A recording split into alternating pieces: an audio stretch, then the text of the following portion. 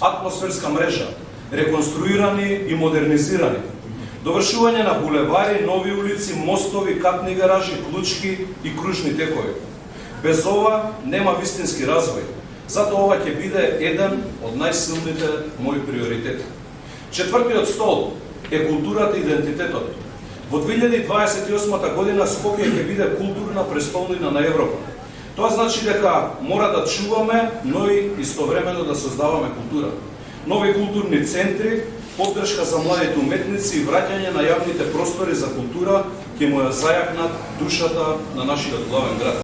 Со дигитални услуги, достапни за секој граѓанин, со технологија што ќе го олеснува животот и со иновации што ја движат економијата напред.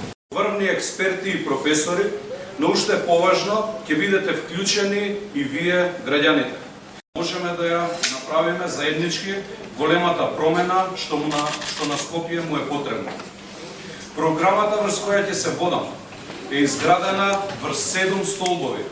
Тоа се темелите на иднината на нашиот град. Одржлив урбан развој во следните 20 години, односно визија за Скопје 2025-2045 е првиот столб.